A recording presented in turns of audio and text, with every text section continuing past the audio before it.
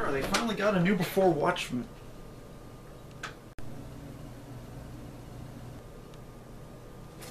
God damn it. Hey YouTube, Kiriyama Sparta here. As you saw from that, gonna have to do a solo review. Sarah's a little busy at the moment, unfortunately. But hey, finally got a Before Watchmen. Woo! Comic book review time. A little late on it, I know.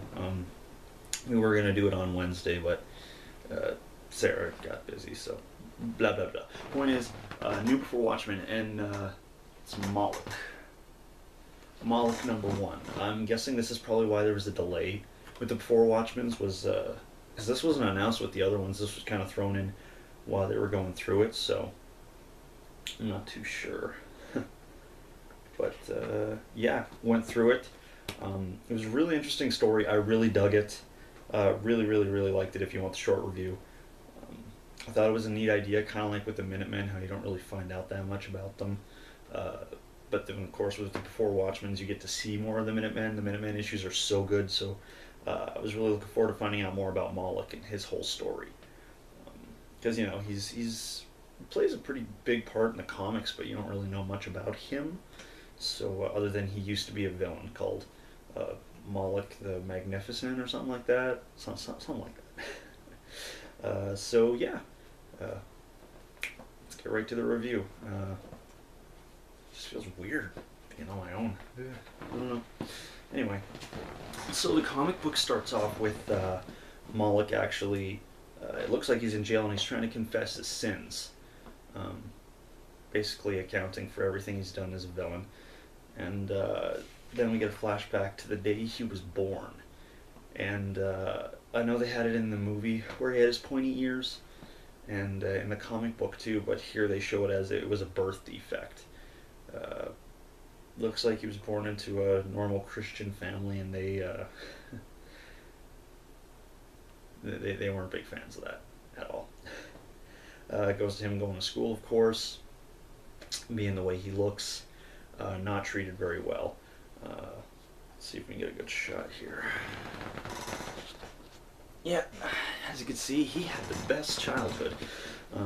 Gives a girl in class a Valentine.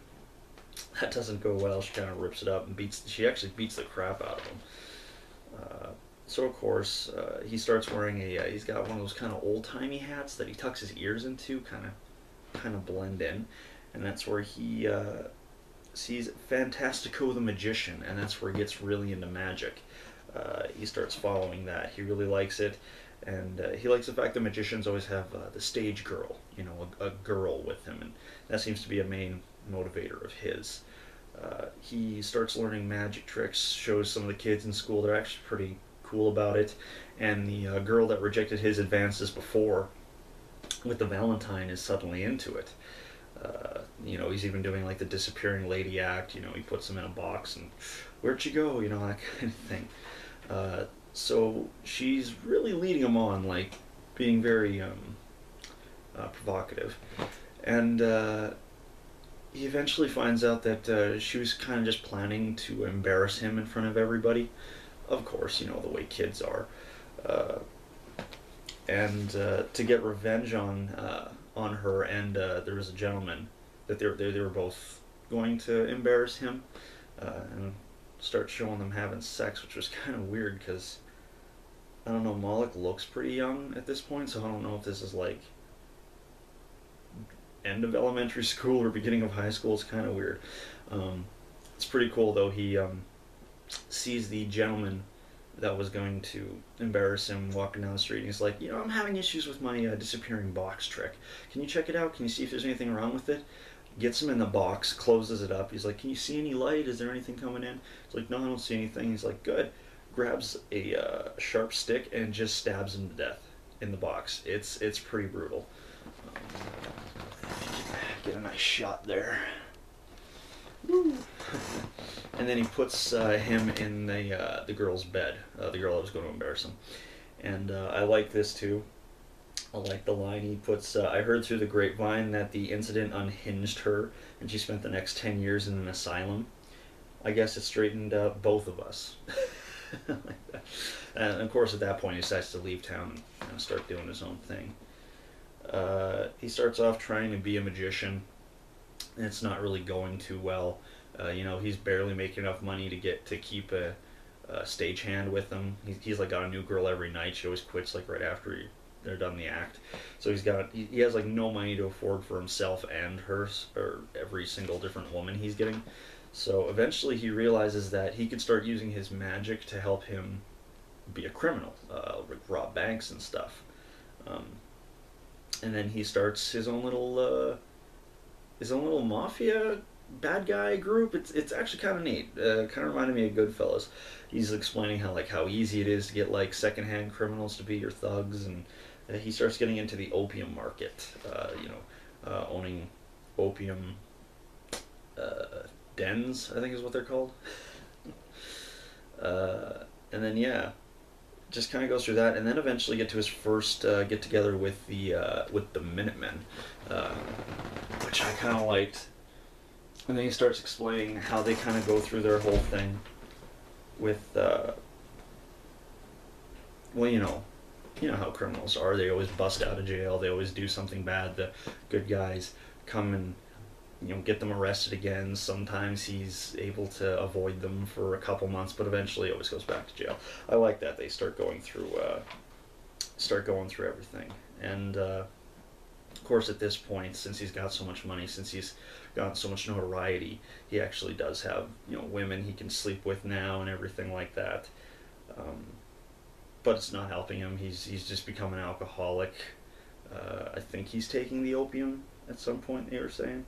But he's just a mess. He can't really stand to look at himself in the mirror, or the woman. He always makes the woman leave right after they have sex because he just can't look at her after.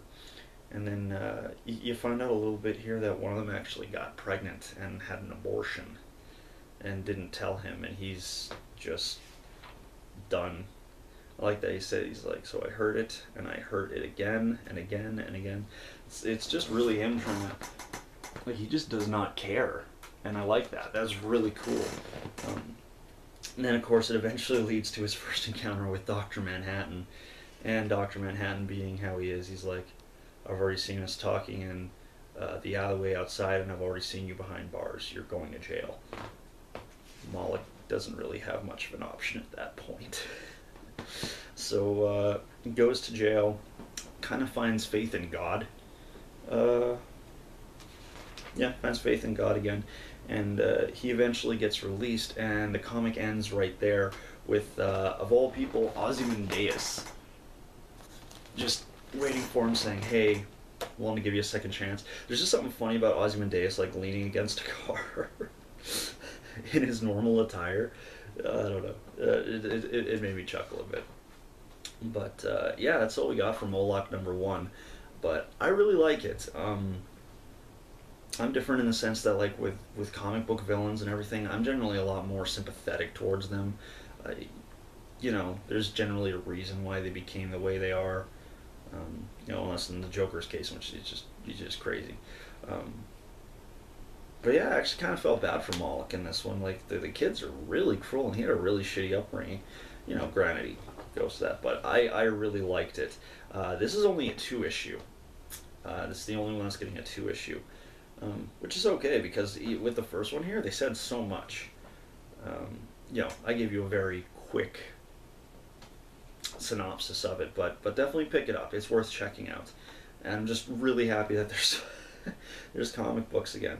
And it looks like next week we finally got Ozymandias #4, so we're finally getting some other reviews. It looks like they skipped right through Silk Spectre. I guess they kind of probably want to end them all around the same term, so I don't know. You know how comic books are. Anyway, I've been rambling. So definitely pick it up. Great comic. I love the Before Watchmen series, and this is just another welcomed addition. So once again, Kyrion Sparta. If you liked the video, please hit that like or subscribe button. Comment, favorite. Next week, Sarah has promised me she will be doing the comic book reviews, so